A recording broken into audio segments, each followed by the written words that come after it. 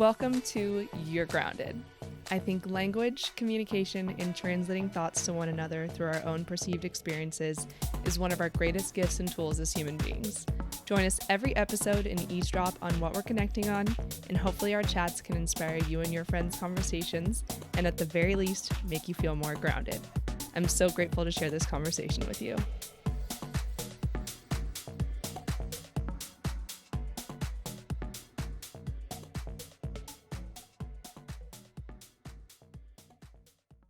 We're back. We have someone I just feel so blessed to have in the room because she is Miss International, Mr. Worldwide, Miss Worldwide, and she happens to be back in town visiting. So without further ado, Shelby is on the podcast today. Hello. Woo! This is crazy. I'm so happy. Like, we're just having the funniest little giddy conversation as usual, but Shelby is someone who I'm so excited for you guys to hear from today because she is someone that's near and dear to my heart. We've been friends now for about 7 years, we discovered. Every time I do a podcast, I'm like, okay, how long have we known each other? And it never ceases to amaze me. Yeah. I'm like, how is it already I can't been believe it's been 7 years. And Shelby and I met here in Arizona. Mm-hmm. We met through one of our mutual friends, Ashley. Yep. And that was about 7 years ago. And you are from Arizona. I am, yeah. And she's lived multiple places. Most of our friendship, she has not lived in Arizona. So that's kind of the irony there is I have several friends like that where I meet them and then it's almost like, or I lived where they lived and then they move away and our friendship gets even better. I don't understand. But what I'm trying to say is distance is not a factor for us. No, it is not. We've just gotten closer over We time. really have, I know. I'm so grateful for you. You are too. now with your husband, who Oh my gosh, I it's know so you're weird. pre-husband and now it's like so crazy that you're married. It's so weird to be like, my husband. Oh my gosh. And Yeah. you guys live in Japan right We now. do, yeah. Northern Japan. The city is called Misawa Air Base. Yes. So it's like 9 hours north of Tokyo. So we are on a. And how long to get back to Arizona? If you leave out of Seattle, that's usually the best because it's only about going back. It's about 9 hours, 9 to 10 hours. Dang. But then when you include like if you have layovers or you're laying over, you have to wait in Tokyo. Or getting to Seattle. Yeah, like it's usually almost a full day of traveling. But the flight actually, it's not that bad. I mean, it depends if you're like, if you're flying from like the middle of the country, then it's an extra 3, out of We're Detroit. lucky we're already on the West Coast. Yeah, no, it's really not that bad though. I think people sometimes, my mom will be sometimes like, oh my gosh, it's a 24-hour flight. I'm like, no, it's not. There's literally no flights in the world that are 24 hours. Not even Dubai. Like, It's not even that serious. Also, But- Shelby would know she was a flight I attendant. know. So she was. Don't worry, I never missed a chance to tell people I was a flight attendant. Living in my glory days forever. It's like, I'm vegan, I'm a flight attendant. It's like I used to do CrossFit. Thank you. True story. Thank you. So there we are. But I'm glad that you're here right now. You're just Me back in too. town for your birthday. My birthday. Just a couple things, but I'm so grateful for any time that you're back in Arizona Oh and my I get to gosh. see you. I am so grateful to be here. I know we've talked about it so much, but I now have to state it for the record that I'm just, as everybody else on your podcast before has been, I'm just so proud of you. Thank So proud. It's actually surreal to be sitting here when we talked about it so much, and I always knew this day would come. I mean, not me being on the podcast, That too. but this, I always knew. Like, it's just, this is truly your calling, and it's just really beautiful too. It's okay, we'll save the emotion for later. But I'm so proud, as is everybody else, so this is great. I'll try to shake the nervous jitters. Oh, I know, I'm nervous. I just like, whenever people are complimenting me, I'm like, I'm probably turning bright red because I just get so, like, it never gets old. Not old, like it's happened so many times, but I just mean I'll forever be cherishing those words because I know when they're coming from especially people I know how much it's like sentimental. Well, I think that's why people, and I'm gonna go into just like a huge like why people love Becca, but no, I think that's why I think you're just so genuine, and I think when people when people start to receive compliments and they're not, it feels like I get that all the time, like thank you, like I think what people are so drawn to, and one of the reasons I love you is that you were like, even if you've heard it 1,000 times, you act like it's the first time you've ever heard it, and it just like you take it so much to heart, and it's just beautiful. It's because it feels like it's the first I time. know, but So that's good. That's like the best part about it. I'm just so affected by other people's power in words and like positivity, and it just oozes right into me. So I can fully feel it coming from you. So thank you so much. Oh my gosh, of course, Thank you. One big love, Circle jerks. Just a big giant.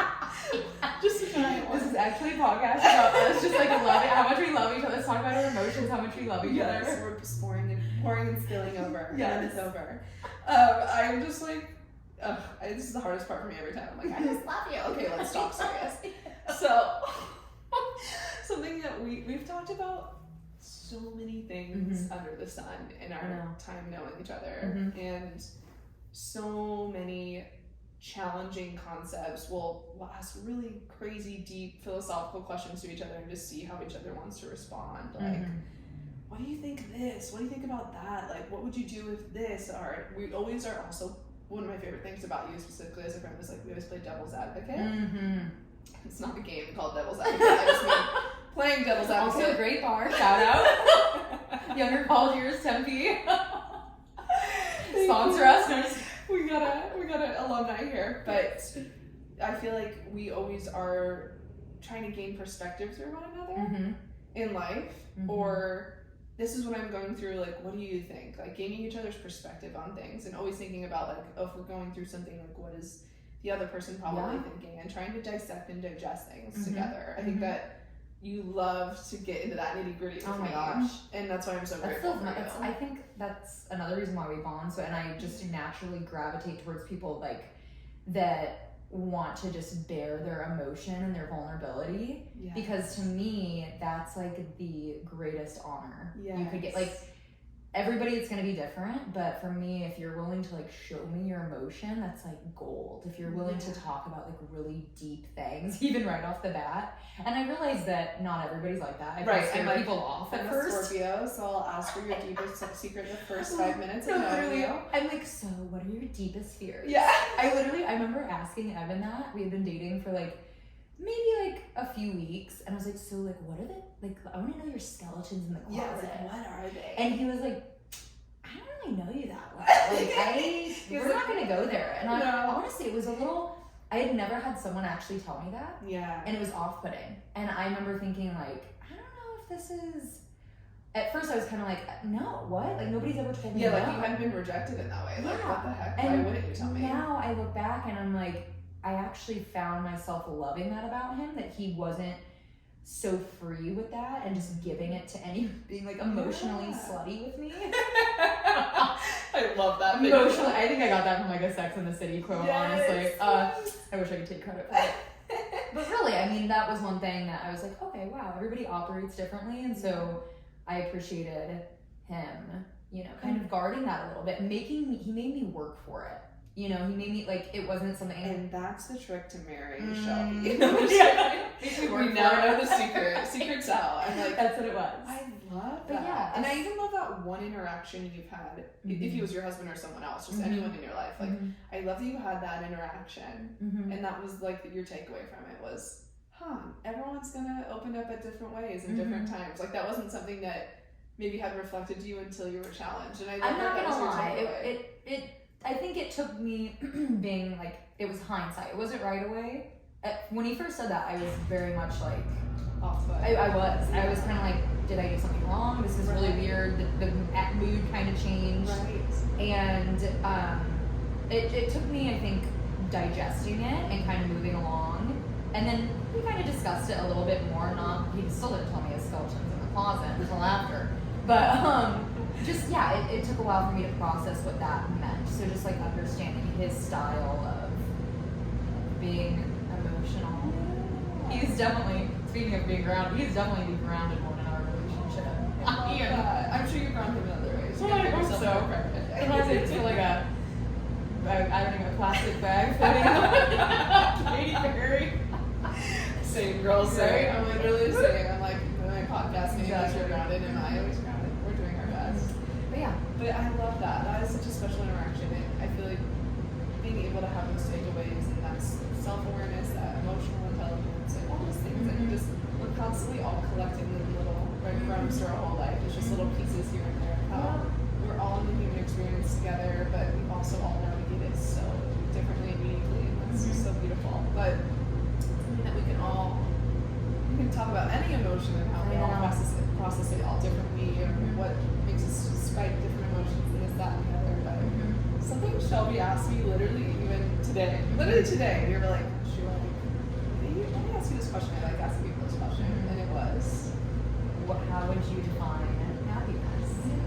What is happiness? I'm like, this is just casual lunch conversation for us. It is. And then we were like, we should do this for the podcast because we kind of had an idea, and then it was like, wait, this is so organically happening. Let's just stop now and answer it together on the mic. I love that, yeah, because, gosh, I feel like happiness can be, everybody knows, it's such a broad thing. Is it a state of being? Is it action? Is it a verb? Whatever.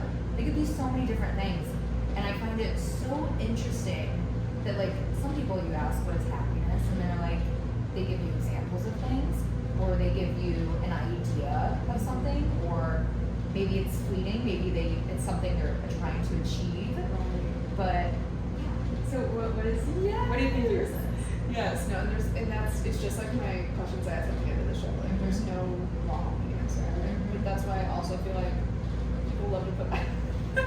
Okay, small tangent before I answer. Oh my god, got you on the edge of your seat here. But small tangent is Sam and I, Sam, who I had on my first couple episodes. If you rewind and watch back those, but Sam and I love to play this game that we got from her coworker Sophie, and Sophie loves to play the top and bottom 1% game. Ooh, shout out Sophie, because you really opened my world when you did this. I'm liking this. And so like, it's a really fun icebreaker / just like even not with people you just met, people you know for a really long time. Yeah. And it's like, we're not going to play the game right now, but I'll just tell you how this relates to your question is like, asking people like what they think they're in the top 1% of in the population and what they think they're in the bottom 1% of in the population. So go ahead and steal this, just like I did from Sophie with your friends at home. But it's a really, really, really fun and unique question, and something most people haven't put thought into.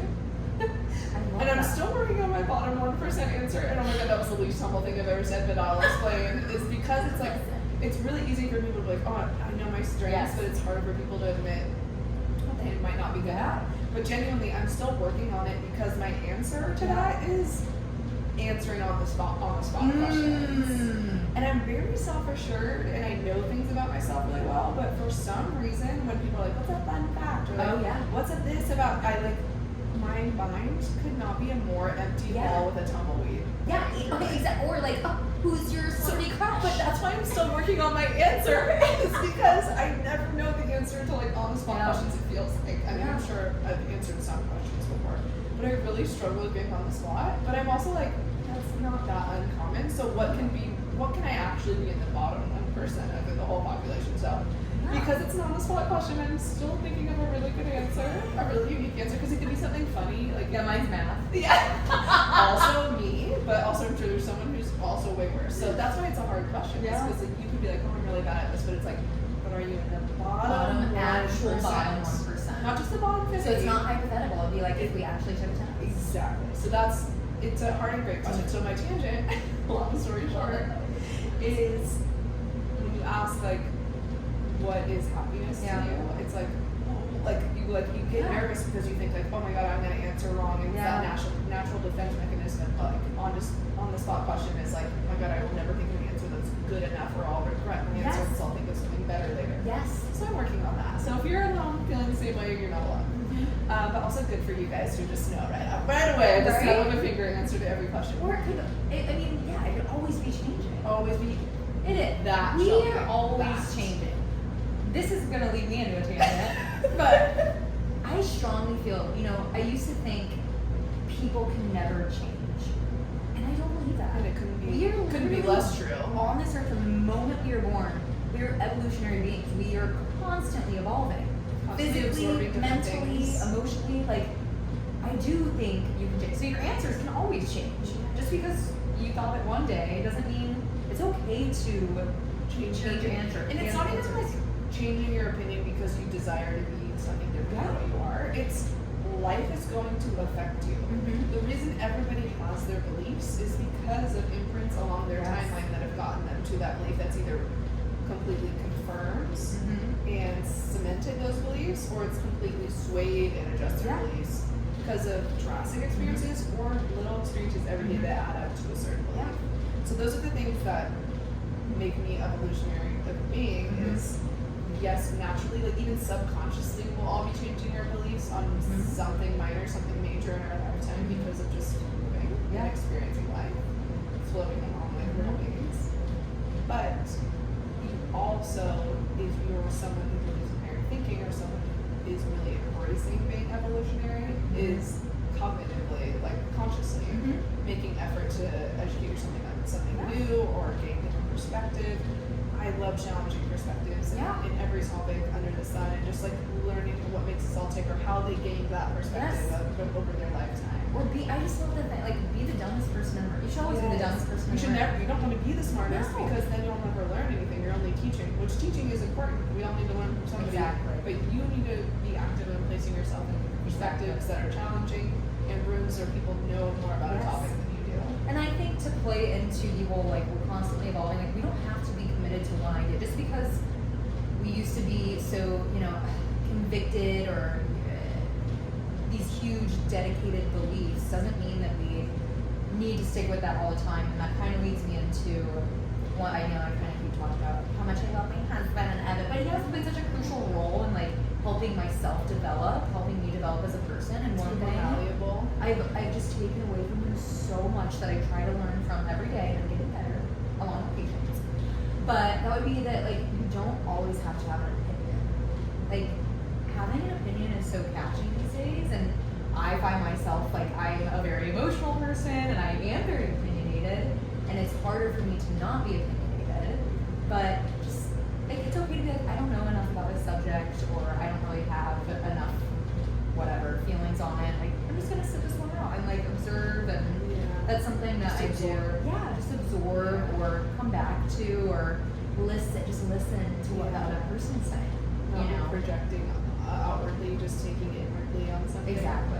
Yeah, because it's almost like, and I fully hear that, like, silence is negligence or this, that, and the other, but because everyone has social media to put outwardly, it's almost ingrained in our culture that, like, we need to speak on everything, and, like, although I do think that is very valuable and things need to be spoken on to educate, right? Yeah. So that's like an education. It's like a catch-22 sometimes. Yeah. But that's so interesting. Yeah. I'm bringing it back to what is happiness.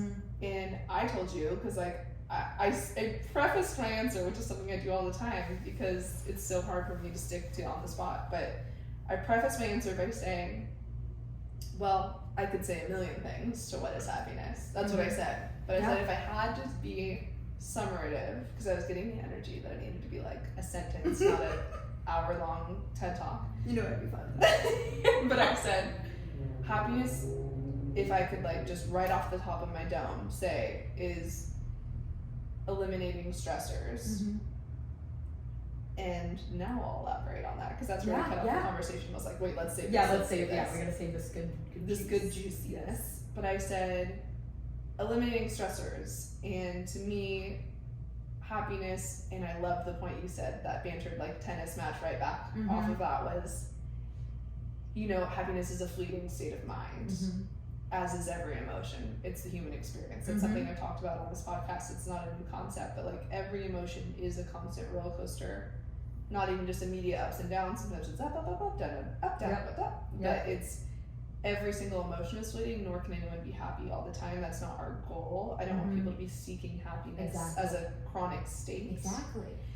But for me, the reason I answered the way I did was, even though I allow all feelings and emotion, one of which is stress, stress is also something that is very manipulated in our own minds. We have to have the acknowledgement that we bring on most stress in our life. Yeah. What stresses us out? Something outside of us, right? Most of the time. But when we peel back that layer of, like, oh, like, I got in an accident, or like, I have this deadline, or like, thinking of just very general stressing events. Okay, those things are factors. You're allowing them to stress you out. And I've talked about this, like, on the episode with my coach. Like, you are fully in control of what is happening to you in your life, good, bad, and different, and what you allow it to internalize in your body. it's part of the human experience to feel stress because that is also a human motivating factor to do something and try to get rid of that not so comfy feeling. But it's also natural. So it's not like you should be like, I am like above all, like nothing will ever stress me out. That's not the goal. The goal is to be like, okay, like I'm feeling stressed and managing that. So to me, that's happiness, because happiness is eliminating stressors. So you will gain more happiness in theory. It's not that always as simple, but you will gain more happiness by eliminating what you allow things to stress you out as much. Because it doesn't need to be at an extreme level for anyone. I feel like stress is also, I mean, every negative emotion is a necessary evil. 100%. You know, like how could it's we... the human experience. Exactly, the human experience. Like we don't know how high the high can be without the lowest of lows. Like we need the dichotomy of these emotions. And so I love though that you realize that like your perception is reality. Like you choose what you're going to allow to stress you out. I don't know if you're the same way as I am with stress, but like as soon as I think of like one big thing, like it will take like one thing and then I just snowball. And I'm like, well, this happened and well, now I have to do this later. Oh my gosh, and then I forgot about this. Yes. And I feel like so that's you stress spiral sometimes. Oh my gosh, I think that's the most overwhelming thing about stress, or just like problems in general. It's not just like one singular thing. Usually it becomes like this bigger effect, and then it just becomes overwhelming. It's hard to compartmentalize what is reality versus your brain wanting to latch it on to all these other reasons of why you're stressed. It's like, okay, let's focus and compartmentalize one thing, because you can't solve everything, the world's problems at once. What can I manage in this moment? What can I control in this moment right now? This also, again, I'm going to keep saying this plays into, but it's so funny how our conversations, I love how beautifully they just start to intertwine with each other. But procrastination, right? And I feel like I'm already in this conversation uncovering a lot of the times why I procrastinate, because I get overwhelmed, I spiral. The stressors spiral me, and I'm like, you know what? It stresses me out so much, I just rather not deal with it. And this is a very common trend I find in a lot of my friendships, is probably because we're all similarly actively subconsciously minded. Enneagram drop. But with a lot of my friends, you know, we have ADHD, or we are just in the brain process space, however you want to label it, of it's procrastination paralyzation. To where that spiral, it's not just like, oh, I have to do this little thing that I know will take 15 or 20 or 30 minutes, but I'm going to put it off for 7 weeks. Because you can literally bury that one action so deeply, maybe longer than 7 weeks, but 7 days, 7 hours, whatever it is, but it truly can spiral, because instead of completing that one small task, you're paralyzed to do anything about it at all, instead of chip away at it. And that's like, it's truly something that is so common. Because I feel like every time, like most of the time when I go to tackle one thing, like scientifically digest Isn't that fascinating though? Because this is, I feel like, I know not everybody's like this, and it's impressive that people are able to just like deal with things head on. My husband, congrats.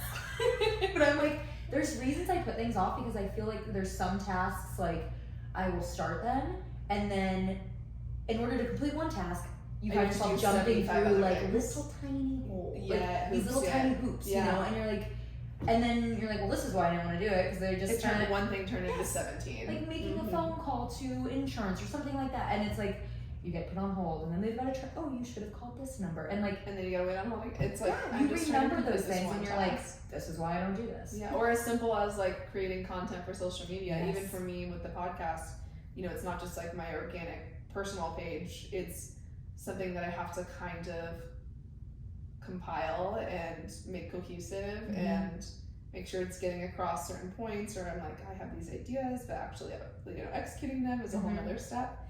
And for me, that one specific scenario, it's not all encapsulating, but that specific scenario is like, oh, I don't know how to do that. So instead of taking the steps to like learn, I'd rather just put it off until I'm like, okay, I guess today's the day where I feel motivated enough to try, or I'm not self-sabotaging enough today to like actually try. You're like, okay, I've had enough coffee, I'm in a great headspace, we're gonna try. But my coach and I even talked about this too, was even me delaying or procrastinating the process of even just producing a whole podcast was, okay, list out all the things you need to do. Because we hold so much brain space with tasks, and for me, this is not like a life lesson on how to be productive, but just list forming is really, really helpful for me, because I think I have all these things, but as soon as I write them down, I'm like, it's like a weight off my shoulders, because I don't have to like think about 75 plates spinning in my head. I can just have it saved I love somewhere. that you say that, because I never used to be like, oh, a big list. Some people love lists. Good for you. That's great. I didn't really think I liked them, but it really, the peace it brings me to write something just on my notes, and then you don't have phone. to have any brain space for it. And then I literally just go down the list. I'm like, okay, check. And then there is like some, I'm like, oh wow, that did actually feel really good. Yeah. And I try to remember that. Is it the dopamine or whatever brain chemical of like crossing things off? Yes. So she helped me like just making the list of like actually facing my fear of like, what do you actually have to get done? And that's like the fear. So that's what I'm saying. The word fear is in our brain, because we're like, I have this one little task, but I'm afraid to try and fail. That's the reality of most procrastination situations. Is we like to like instinctually call it laziness, but there's actually usually something deeper as to why we're not creating action. And that fear stems from when you have that part of the human experience and having like a negative emotion like fear, your brain will do everything to like avoid that. So subconsciously, it just surface level says, oh, you don't need to do that right now. When in reality, it's like, no, you don't want to do it because there's a chance that it won't feel good. It's and bigger your brain than wants you to make actually... you only feel good, not feel bad. No one would voluntarily go into a space where they're going to fail. So it's typically that. It's usually just, the paralyzation comes from inaction of not wanting to fail. So that's like a very interesting thought concept too. But nobody also wants to digest and swallow the pill. Like, I'm afraid. It's like, no, I just don't want to do it right now. Like I'm not afraid to fold which is a great excuse. Thank you for saying that. It's a great excuse. But something and that's which is great. Why would you bring it up? Because that's obviously not a fear-based procrastination, but bigger things in life sometimes are. But also, but that's why we like to lump sum it all together as like, I'm not going to start a podcast, just like I'm not going to fold my clothes right now. I don't need to create another post for my running page. But you're usually putting off the laundry because you can use it as an excuse to do that over something more important later. Oh my gosh, that's so true. Let's call ourselves out. Let's just do it. You know what? We need to just buck It's up. like, that'll be like a fun activity at some point that I'll be able to avoid a non-fun activity with. It's like, that's the subconscious of like procrastinating other stuff. And then in reality, sometimes we're all just busy and don't have time to do things. See, this is the beauty of these conversations, is just like the relatability. Relatability. Like, I honestly, sometimes, maybe I've just never had an original thought in my life. Me, who also has a podcast, I'm like, all maybe my that's thoughts my 1%. I've never had an original thought. Like, we collectively all have these experiences, but like, I honestly never would have known, like, sure, I know other people like this, but like to this capacity, or this capacity of like, being a master procrastinator, and I know that not everybody is procrastinating to the extent that we might. I'm not saying that we're horrible people, but I know that there are other people out there that what? Like, I can't, like, why don't I just do it? Like, it's not that big of a deal. It's not that like hard. It's like, oh my gosh, it weighs on you. And that's why it's such a stressor, and that's why we would just be happier if we didn't have. If we all just killed Caesar. We would all just be happier if we didn't have stressors. But I love that you're giving ways. We're finding the emotion behind it, right? It's not just like, okay, well, this is why. Like, let's dig deeper. Let's find the emotion and the why behind it, because that's how you're. That's self-awareness. It is. When you are afraid to be like, why am I feeling this way? Good, bad, or indifferent. Again, it doesn't matter the emotion. I think it's definitely like, if you wanted to prioritize them, I think it's obviously more important to understand why things make you upset, so you can understand how you can manage them. You don't need to manage an overflow of happiness. That's great. Like, allow that to flow in. And we need to bring grace to when those moments do come. Be grateful for them. But managing and understanding the why of like, it's also important. I guess I'm contradicting myself, but it's also important to know why you feel happy about things. To know the things that you like and feed into those. But you really need to be not afraid to face your internal demons and be like, why is this triggering to me? That's something I posted on my story today. It's like, why though? Like, why are you feeling triggered?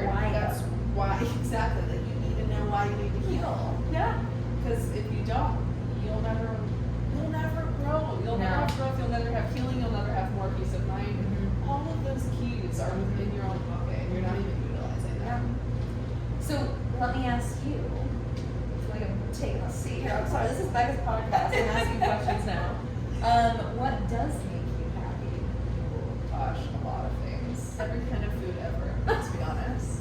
You could start a food podcast too, honestly. You're such a great foodie. Thank you. I said I know because I just like love to eat. No, you're so good. No, but you're not just like a generic, like, I love Chick-fil-A, which Chick-fil-A is good. But like, makes me happy. Raising Cane's more so. Raising Cane's more. But like, no, you always, you do the deep dig. You know the places.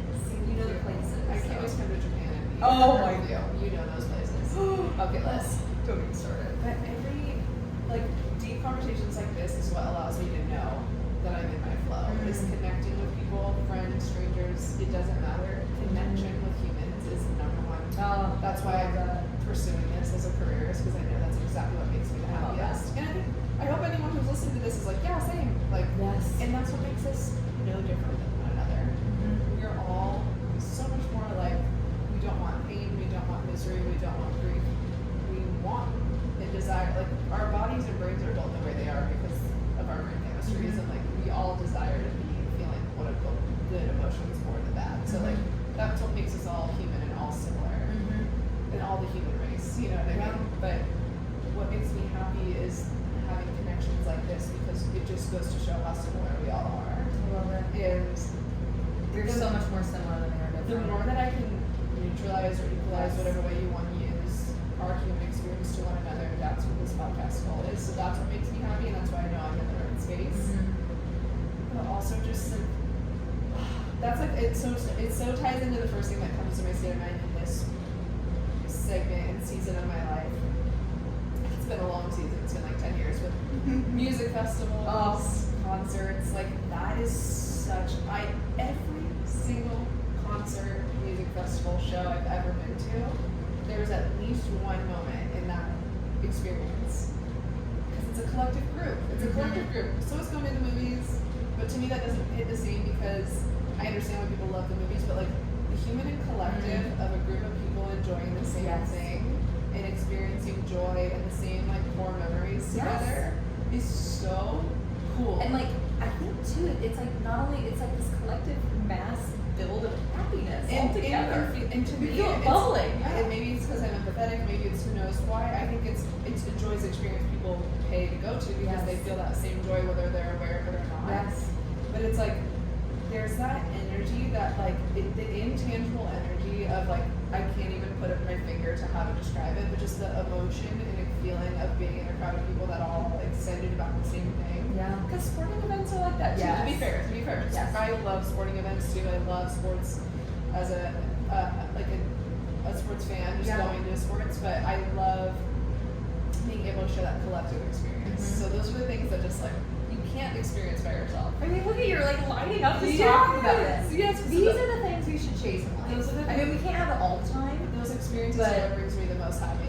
Is having one-on-one connection, but then like a collective connection that's not verbal. What about, are there any little things? Of course. Whatever, just some Really like little things. I'm like, how long do we have? we have plenty of time. I want to hear those from you. I'm gonna flip the table seat again because I did enough talking. I want to hear your little things because I bet you we all share those. What does Shelby Olson love? Harpo Olson. Oh my god. Another thing which you sorry. So happiness, I know we were discussing this a little bit earlier, but I know that it's not like a constant state of mind. I don't think it's ever supposed to be. I think that's why it's like this quick little hit, you know? Just a little, doesn't last forever, but I try to relish in the moment that I am feeling happiness because I know it is fleeting. It's not that I'm like, you don't have to be depressed. Like, well, there's something wrong with depression too. Just the full spectrum. Exactly. There's a full spectrum of emotions, but I try to really just like in those moments where I'm like, oh, I'm feeling like immense happiness right now, or just like you're aware of it. It doesn't even have to always be this like I'm so happy. It can be like I'm really content. I'm just like really content right now. I think like seeing a beautiful sunset, sitting on our back patio. Top tier. I love our backyard in Japan. It is, I can't, we love all days, but we are so lucky because we got this backyard that backs up to this like beautiful, I think they're like Japanese cedars preserve. I don't even know. I'm not a botanist. Just some nice, big, beautiful, big trees. And the sun will hit them just right as it's setting, and it hits the side of the trunk. It's just. So I sit there with a glass of wine, and I'm just like, this is gorgeous. Like I want that. I hope I can have a view like this for the rest of my life. I know I can't, but that's okay. Yeah. Coffee in the morning. That first sip of coffee when I nestle up on the couch and play Wordle. But things like that, right? Of the feeling like that I get. It doesn't happen all the time when I'm running, but there will be the times where I just feel like the world's biggest badass, and that's the runner's high for me. Is like Listen, perception is reality. You are the world's biggest badass. But no, like it's just like wow. I feel like you get the runner's high. Like you get that like the adrenaline, and like I literally get goosebumps, and just little things like that I try to hold on to. Are what bring happiness for me. So yeah. So the coffee, the sunset. I know it's so cliche. No. Yes, quote unquote, those are things we quote unquote all enjoy, but like you vividly paint the picture of all those moments, so you're so aware and grateful in those moments. Yes. And I think too, like of course now these things are going my idea of happiness is definitely the concept in itself, and the things that make me happy have changed over time. Because I used to, I used to think run it back full circle, baby. Yes, it's the development of our. That's why we hit on this. Our ADHD brains. But it's literally like, yes, we are in a lifetime where we're constantly evolving what makes us happy. As the top of the list. It's not like something ever falls off the list. Like that doesn't really bring me joy anymore. To me, if something brought you joy, it still probably does. It just is lower on the tier. Yeah. So things are constant. It's like a sliding pole update. I mean, I don't know. I used to go out to bars until like 2 a.m. and I can't even stay up until 9 p.m. But it's that evolved because your lifestyle evolved, not Totally. because it did never bring you joy. Oh, totally. So, yeah. I think it's beautiful how like I used to these moments become more and more pinpointable and like precise. And so developing, because they'll be different in 5 more years from now. Oh my gosh. And just like the feeling when you're with a friend or friends or people that you like know that you just don't have to entertain or like put on a show for. You can just like shed any inauthenticity. My like, favorite just are be friends yourself. that you go over to their house, you sit on their couch, you watch TV, Yes. maybe fall asleep and take a nap. Same. Literally same. Friends that nap together, stay together. Yeah, like watch some TikToks together. Yes. Literally that. Yeah. Just that easy breezy. Yes, easy breezy. Like those are like, that's happiness. That's being content. Yes. Big breath. I know. I'm like, remember if you're those. listening, what makes you happy? Right. I'm just like, I hope that you just can feel our excitement and our, joy through the mic. Our happiness. Yes. I'm like, sips tea. Right. I love that. And I think that that's such a good takeaway is those things will forever be evolving. Our emotions will forever be evolving. Hopefully we're getting to know our emotions deeper as we evolve. Know what brings us joy. Know what's triggering us and why. Know why we're procrastinating something. Dig deeper into those fears, but also just be able to have that self-awareness of how we are the way we are. Yeah. Like, what has brought us to the beliefs that we have. Like, why do I not want to take an opposing perspective or play devil's advocate? Yes. Like, understanding just like your thoughts are no one's wrong and no one's right. That's what makes life beautiful. Like you and Sam, I believe, said in your first episode. 2 truths can coexist at the same time. God, I love that. Yes. I had never heard that before, honestly. And like, I love when these concepts, and I'm like, wow, you have an aha moment. I truly was like, I could scream.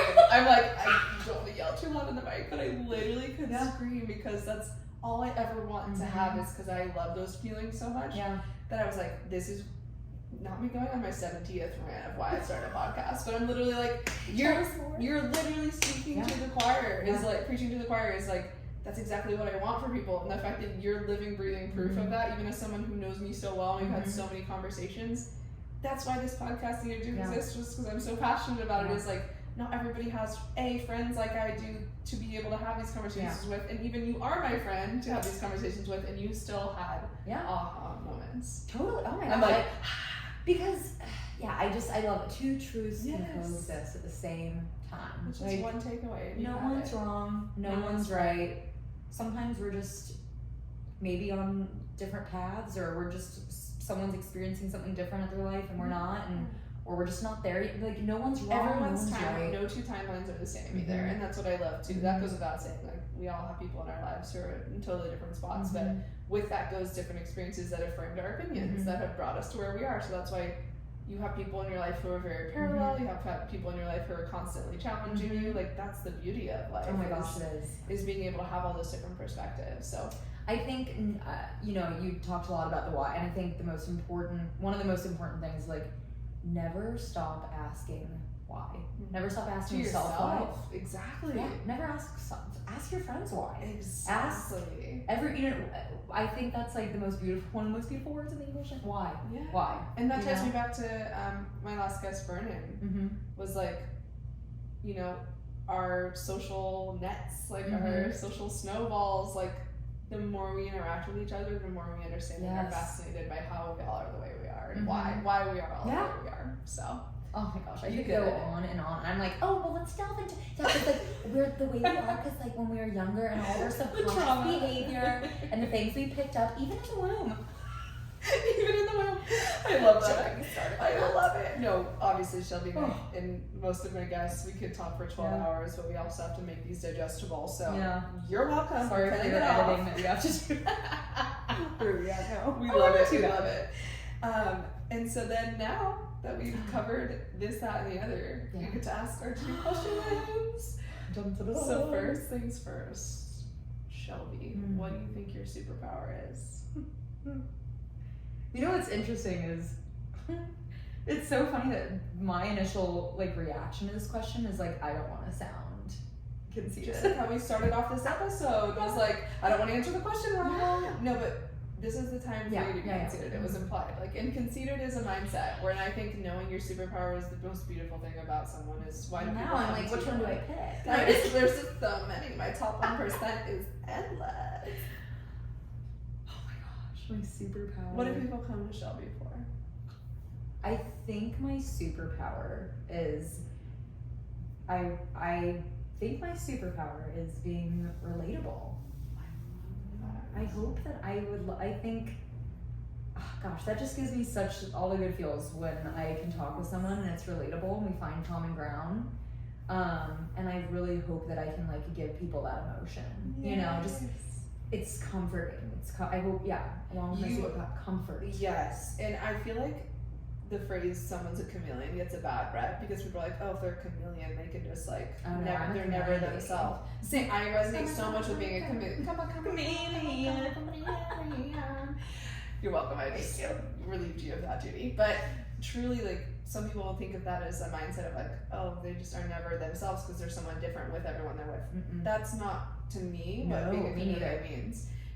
Being a chameleon is being someone that can adapt and be emotionally Yes. intelligent and relate to any To the creature, energy, to human on this whatever. planet. Yes. And I really if anybody, even if they enter my home, if you ever come to Japan, but really even entering my home, having the first conversation with me, delving into our friendship together, whatever it may be, a stranger on the street, I hope that they not only find me relatable, but even deeper than that, comfort in me, comfort in being around me. That is the greatest gift I could ever provide somebody, because I know how good that feels to just be comforted, comfortable, being themselves. People can be themselves around you. Yes, That's your that's all. I superpower. love that. Yes. Yes, I love that answer. And I can definitely, as your friend, I'm hope I can speak for everyone who's ever met you that that's definitely true. So Thank you. and then last but not least, Shelves, what do you like to do to stay grounded? What do I like to do to stay? I forgot to think about this one. No wrong answer. I think my favorite thing to do to stay grounded is definitely running or just working out. Yeah. Movement. It for me, it brings clarity, and I think it's a way of handling anxiety. It makes me feel accomplished, Yeah. truly accomplished. even if I did nothing that day, I worked out that day and I feel so good, and it's like, okay, we're good. Yeah, running definitely makes me feel very grounded. I love that. It's such a good, and like you've so leaned, part of evolving into your life. In your life, you've evolutionarily gotten more and more focused on that. It's bringing you peace and happiness and grounding sensation and the literal aspect of it. Yeah, like and that's the reason I've loved, pounding the pavement. I've loved, it's been such a pivotal thing for me in my life. I tell people all the time, I never thought I'd like running. And now to be a running coach and helping other people discover that journey, because I just know how great it's been for me and detrimental in my life, and I would love to be able to help others just uncover that gift that's already there. Yes. So, and how cool is that you've lived through that experience of proof of that succeeded for you, and it brought you all this joy that you just want to share it with other people. I really do. That's so beautiful. You need a running coach. Holla. Call me. Ring, ring, ring on the international teddy. Oh my gosh. I love you. I love you. Thank you for sharing what brings you happiness, dissecting this, that, and the other in deep realms. I'm so grateful for our friendship, and I'm so grateful you could be here while you're in Arizona. Me too. So thank you for being on. Thank you so much. Appreciate you. Love you. Thanks for listening to this episode of You're Grounded. Make sure to share this episode if it resonated with you, and rate this podcast on whatever streaming platform you like to listen from. Make sure you follow us on Instagram, YouTube, and TikTok. All social platforms are titled You're Grounded Pod. Until next time, stay grounded.